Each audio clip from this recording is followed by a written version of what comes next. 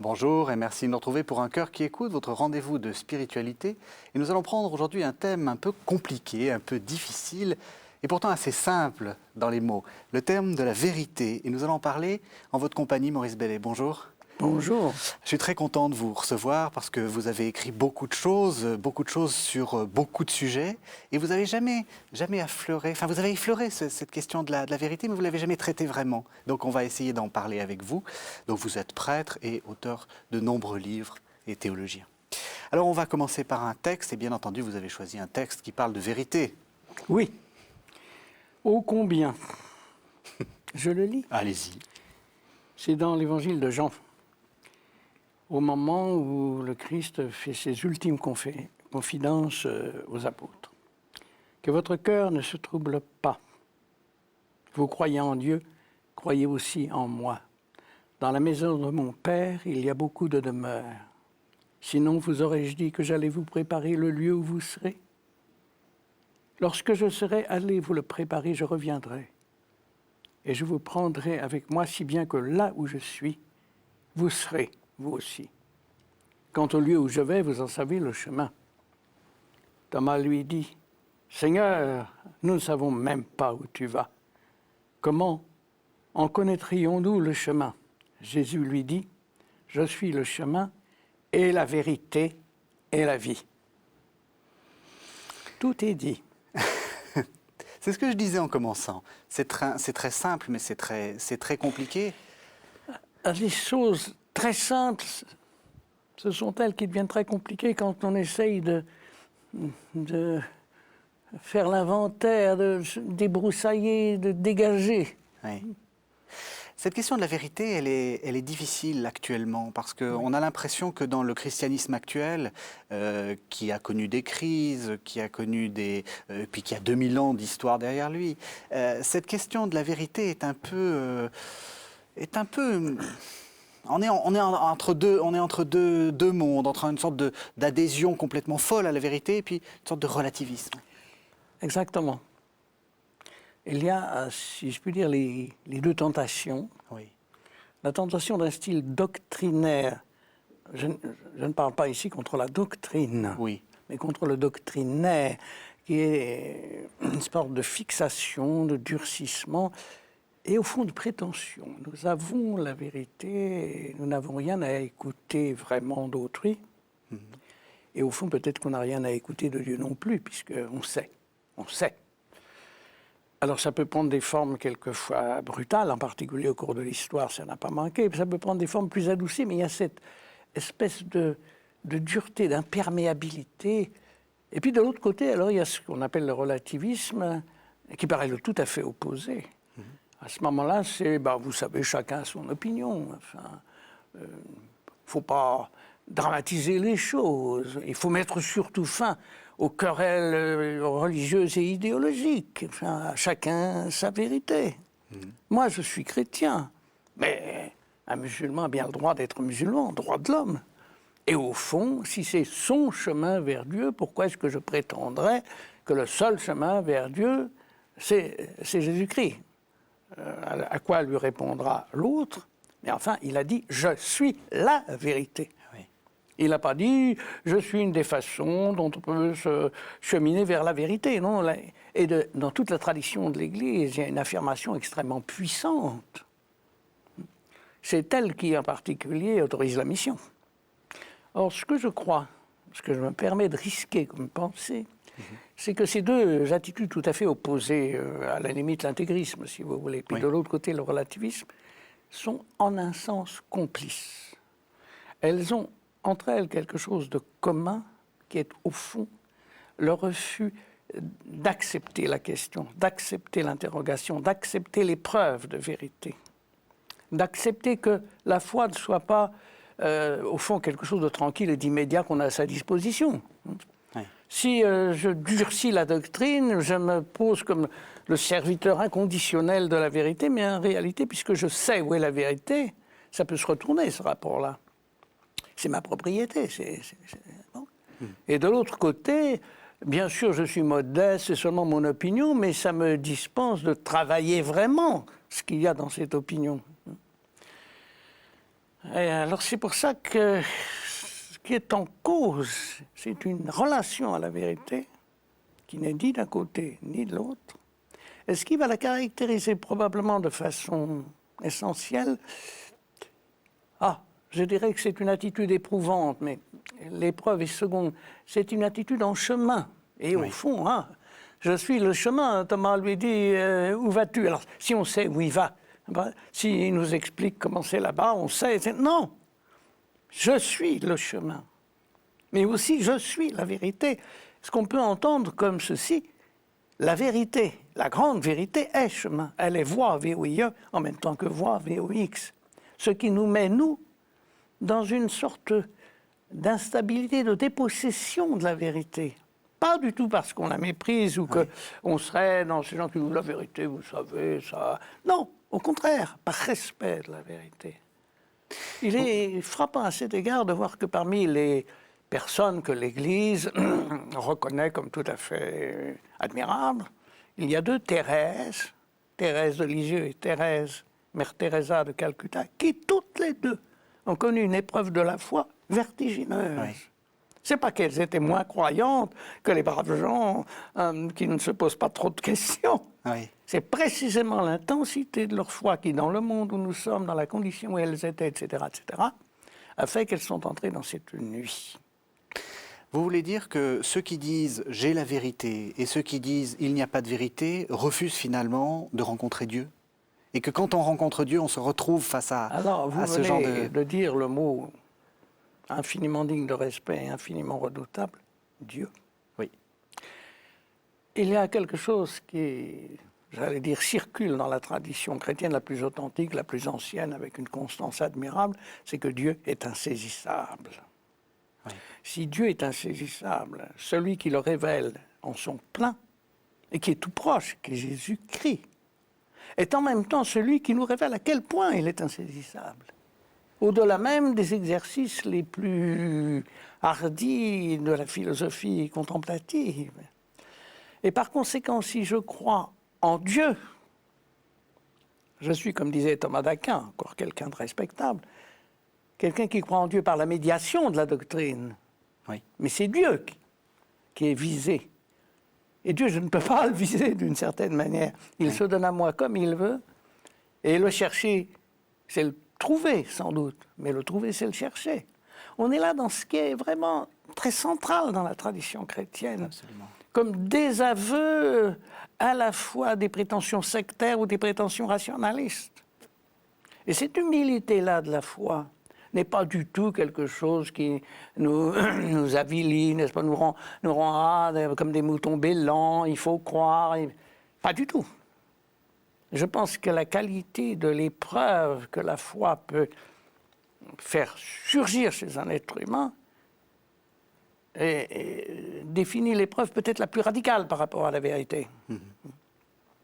N'avez-vous pas l'impression que dans notre société, on est confronté de plus en plus, peut-être parce que l'Église n'est plus en position dominatrice, à des gens qui vous disent justement, montre-nous ton Dieu, montre-nous ce que tu crois. Alors, qu'est-ce qu'il faut faire? Alors là, je fais intervenir quelque chose à mes risques et périls. Hein. Ce que je dis en ce moment n'est pas la doctrine, c'est mon point de vue, qui est la relativité, qui est tout autre chose que le relativisme.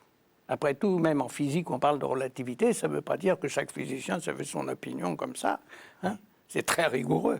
La relativité, ça veut dire que pour qu'une parole soit vraie comme parole, il ne suffit pas que je dise des choses vraies, il faut que ce soit dans une relation vraie.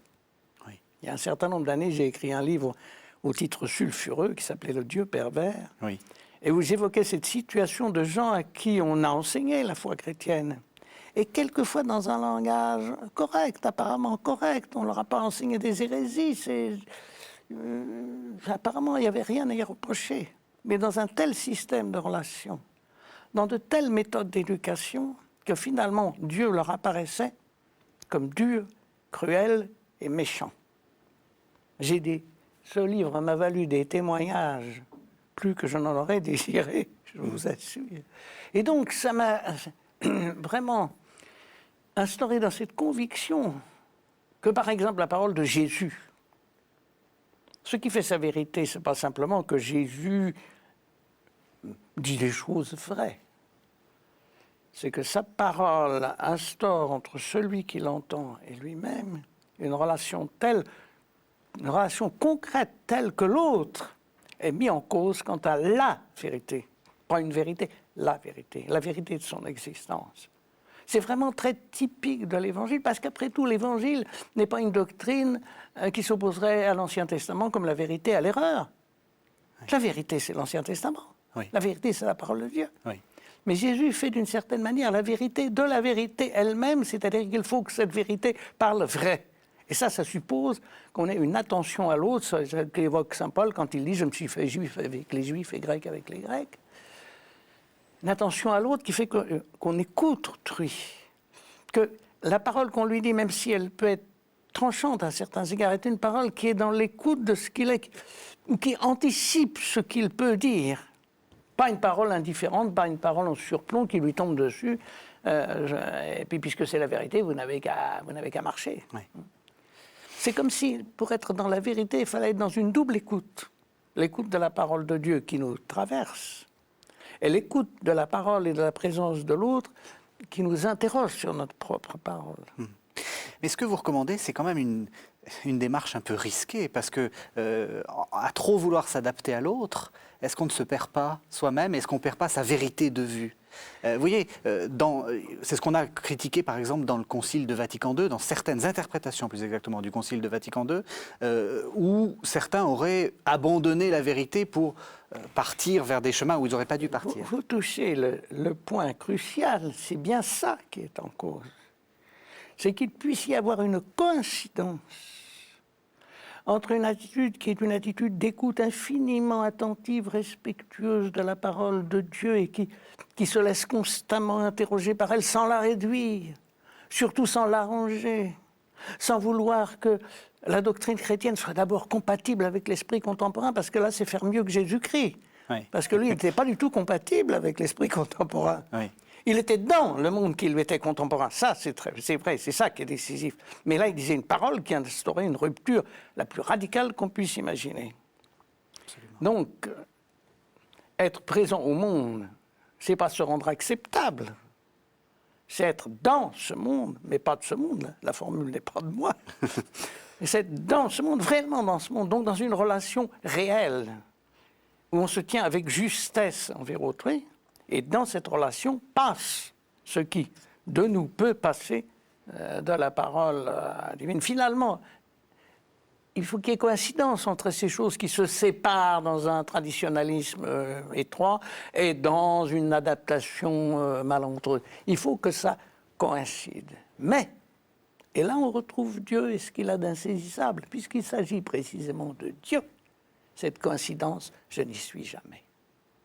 C'est donc quelque chose qui est toujours en travail, toujours en travail, toujours en travail en moi, pour être à la fois dans une présence sans réserve à autrui, et dans une présence de Dieu en moi sans réserve si possible.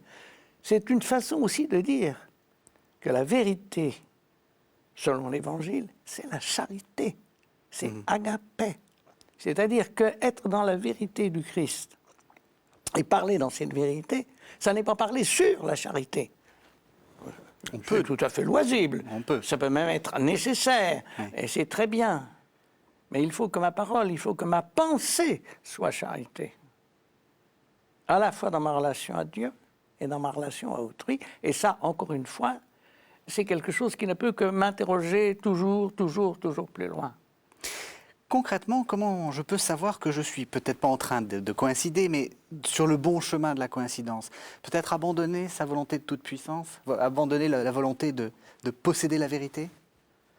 Certainement. Alors moi, je dirais, de façon sans doute insuffisante, que l'un des tests qu'on doit accueillir avec reconnaissance et humilité, c'est quand même l'effet que ça produit. Je me souviens de cette femme qui m'avait dit, vous savez, ce que vous avez écrit, pour moi, c'est de l'eau pure et ça a changé ma vie. C'est extrêmement gratifiant. Vous avez de la chance. Et je lui ai répondu, parce que c'était quelqu'un que je connaissais d'assez près, pour me risquer à dire ça. Mais vous savez, le tuyau qui apporte l'eau, il est rouillé, percé, il est assez pitoyable. Et il a eu cette réplique un peu triviale que je me permets de citer, texto, qu'est-ce que vous voulez que ça me foute si l'eau arrive? Autrement dit, je dois me considérer comme celui qui, avec humilité, peut servir à mettre en relation quelqu'un avec sa propre vérité qui coïncide avec la vérité de Dieu en lui. Et là, c'est vrai que dans cette relativité relationnelle, on ne peut plus se satisfaire d'un discours en surplomb. Non pas du tout qu'il faille l'éliminer ou qu'il soit méprisable. Oui. Vous ne condamnez pas les théologiens. Comment? Vous ne condamnez pas les théologiens. Bien sûr que non, je ne condamne pas les théologiens, mais je condamne une certaine manière d'envisager la théologie où, au fond, il suffirait d'avoir suivi des cours bien faits pour parler en vérité. Je suis navré, ça ne suffit pas. Ça ne suffit pas. Oui. Finalement, ce que vous recommandez, c'est une certaine forme d'humilité. Oui, beaucoup. Mais le problème de l'humilité, c'est qu'elle a aussi ses écueils. Dans le petit livre Oui. que vous avez sur les genoux, j'ai des boutades sur l'humilité comme celle-ci. Absolument. L'humilité, c'est réservé aux gens très forts. Les autres doivent se contenter plus modestement de l'orgueil dont ils ont besoin pour faire ce qu'ils ont à faire. C'est-à-dire, le comble, ça serait de prétendre à l'humilité, évidemment, c'est la seule vertu dont on ne peut pas se vanter. Oui. Mais il faut être intérieurement convaincu de la nécessité de l'humilité qui n'est pas nécessairement la modestie, c'est faire étalage de vous savez, je suis si peu de choses. Quelquefois, les gens qui font cet étalage d'humilité sont surpris et dépités quand on les approuve. mais je pense que s'il y a en nous le désir au moins de l'humilité et de la bonté, la vraie bonté, la grande bonté de Jésus-Christ, ah ben je crois que je peux me risquer à dire ça. On évitera le pire. On fera peut-être des bêtises, on fera peut-être pécheur, mais si on garde la charité en somme et l'humilité, au moins le désir, le pire sera évité. Très souvent dans vos livres, et là dans cette conversation, vous insistez sur la qualité de l'écoute. Ah. C'est quoi écouter? L'écoute, c'est être là, être présent. Être présent à quelqu'un et dans une disposition telle qu'il peut parler et qu'il peut parler sans danger en étant sûr qu'il sera accueilli. Oh, c'est par exemple l'écoute du psychanalyste et de ce type, hein, c'est certain. Mais ça ne se réduit pas à ce que peut faire un psychanalyste. Oui. L'écoute d'un prêtre aussi. Oui. Alors, après, il y a des spécificités. Hein. Je suis prêtre et j'ai eu des rapports de travail avec la psychanalyse, j'ai écouté des gens en analyse, etc. Donc, je suis familier du rapport entre les deux, qui n'est pas une chose simple, hein, Dieu le sait. Mais enfin, l'écoute peut avoir des spécificités, puis l'écoute des parents n'est pas la même que celle de l'analyste, etc., etc.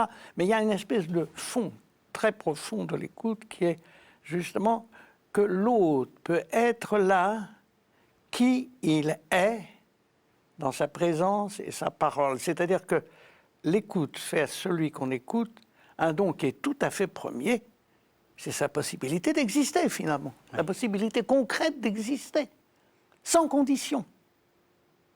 On ne l'écoute pas parce qu'il va nous donner des renseignements ou parce qu'on attend qu'il ait fini pour lui caser un topo théologique, par exemple. Non, on l'écoute. Il y a un exemple de Dolto qui dit bien ce que ça peut être. On lui amenait une petite fille complètement folle, personne n'y comprenait rien, délirait, etc. La réaction de Dolto, ça a été « Je n'y comprenais rien ». La grande Madame Dolto qui n'y comprend rien. J'étais tout oreille. Alors, il y a une écoute profonde. C'est pareil que dans ce que nous disions tout à l'heure. On n'y est jamais, pas de blague. Oui. Hein? On peut le désirer, s'en approcher et être tout le temps réinterrogé, s'apercevoir par exemple qu'on fait, pour pas employer un peu le jargon, du contre-transfert. C'est-à-dire que quelqu'un nous confie sa détresse. Moi, j'ai passé quand même beaucoup d'heures de ma vie à écouter des gens qui étaient dans des détresses quelquefois extrêmes, au-delà de ce que la thérapeutie pouvait faire. Et puis on découvre, par exemple, après coup, en essayant de nettoyer un peu l'intérieur de soi-même, qu'on ne les a pas écoutés, qu'on a plaqué dessus des schémas qu'on avait tout fait, tout préparé. Il dit ça, donc ça veut dire que... Il y a une espèce de naïveté de l'écoute, mais qui est une naïveté acquise et jamais assez acquise. Et l'écoute, c'est aussi ce qui nous est absolument nécessaire vis-à-vis de la parole dont parle Jean. Au commencement était la parole. Mais ça mène ça à une pensée que je me permets de risquer en passant, c'est que peut-être que l'opposition très profonde n'est pas entre la foi et la raison, comme on le dit souvent, mais entre la parole et l'écoute. C'est-à-dire entre deux attitudes aussi nécessaires l'une que l'autre à l'être humain, d'entendre, de recevoir la parole qui lui donne d'être là, et puis de pouvoir parler, et de parler en vérité, de ne pas être contraint de parler dans les schémas. L'un des dangers de la position doctrinaire et rigide, c'est que les gens ne peuvent pas parler, ils peuvent que faire tourner le disque. Oui. Et quand il arrive, et ça m'est arrivé nombre de fois, d'écouter des gens, y compris des religieux, des religieuses, des prêtres, qui, pour diverses raisons, sont amenés à parler en vérité, eh bien, la vérité qu'ils étaient censés représenter, proclamer, répéter, quelquefois, elle tombe en morceaux. Alors, on arrive à la fin de cette émission. Je pose traditionnellement 3 questions à mes invités à la fin de cette émission, et moi, je vais vous en poser qu'une. Ah oui, oui. C'est une question assez simple, mais en fait assez compliquée. Quel conseil donneriez-vous à quelqu'un qui vous dirait « j'ai envie de devenir chrétien, par quoi dois-je commencer ?» Alors, moi, j'ai deux choses qui me viennent à l'esprit, voyez là. Donc, ça, les avantages de la naïveté et les inconvénients de la précipitation. La première, c'est, je dirais, mais vous devez commencer par où vous commencez. Si vous me posez cette question, c'est qu'elle est née d'un désir, d'une rencontre. Enfin, commencez par où vous commencez. Ce qui est important, c'est de voir quelle est l'entrée qui est la vôtre. Parce que d'une certaine façon, tout se joue à l'entrée. Si vous entrez dans la foi chrétienne par la mauvaise porte, c'est irréparable, sauf à sortir. Enfin, pour dire les choses brutalement. Hein. Oui. Si vous entrez dans la porte qui a une certaine vérité, vous aurez beaucoup de chemin à faire, mais bon, tout se joue à l'entrée. Et là, en particulier, ça va poser une question très grave vis-à-vis de beaucoup de gens qui n'ont pas eu à chercher l'entrée parce qu'ils ont été baptisés tout petits, ils ont été dans ceux qui étaient dedans. Et il a bien fallu entrer quand même. Et je pense que pour beaucoup de gens aujourd'hui qui sont en malaise vis-à-vis de la foi chrétienne, c'est une question capitale. Mais par où est-ce que vous êtes entré là-dedans ? Il est possible qu'il faille nettoyer l'entrée. Il y a des gens que je connais, dont à la limite, leur seule façon d'entrer vraiment dans le chemin de l'Évangile, c'est de sortir de la religion qu'ils ont apprise. Et de rentrer par notre de rentrer par une. Mais il y a une deuxième remarque que je voudrais faire, c'est que d'une façon alors beaucoup plus risquée, beaucoup plus générale, je crois que pour beaucoup de gens contemporains, l'une des entrées possibles, c'est ce qui, c'est vrai, dans le monde contemporain, a l'air de créer un certain consensus, pas vraiment universel, mais quand même largement répandu, c'est les bonnes relations humaines. Traditionnellement, qu'on fait le plan de la somme théologique, si vous voulez entrer dans la foi, il faut commencer par Dieu. Et il se pourrait que pour beaucoup de gens, à voir sur le terrain, pour beaucoup de gens, l'entrée soit à l'autre bout. Il faut commencer par la relation humaine. Vous savez, il y a des livres de Bray, Comte Sponville, etc., aujourd'hui qui assistent là-dessus. L'héritage du christianisme, oui. Oh Dieu, le Christ, les mystères, la résurrection, mais l'héritage du christianisme, c'est quand même une certaine qualité de la relation humaine. Et quelquefois, j'ai envie de dire, bon, ben, on va prendre ça. D'accord, on prend ça. On creuse à fond. Et il y a un moment où ce qu'on rencontre, c'est le lieu du Christ, c'est-à-dire le lieu le plus radical de ce qui peut être la crise de l'être humain, puisque la mort du Christ, dans l'interprétation chrétienne, c'est le meurtre du logos, c'est-à-dire c'est une espèce de suicide de l'humanité, et c'est ça qu'il faut arriver à affronter. Et entre parenthèses, ce n'est pas une question en l'air, s'il y a une question qui est présente au monde actuel, c'est celle d'un certain suicide de l'humanité. Je ne pense pas pour l'instant aux catastrophes écologiques encore que. Oui. Je pense à ce qui pourrait être une dégradation intime de l'être humain, de ses convictions, de sa pensée, des relations entre les humains, qui déshumaniserait les humains. Merci beaucoup Maurice Bellet. On n'a pas eu le temps de beaucoup parler de votre dernier livre. C'est le minuscule traité acide de spiritualité que je recommande très vivement à nos téléspectateurs parce qu'il y a une partie théorique et puis plein de petits aphorismes où on vous retrouve beaucoup. Merci beaucoup Maurice Bellet.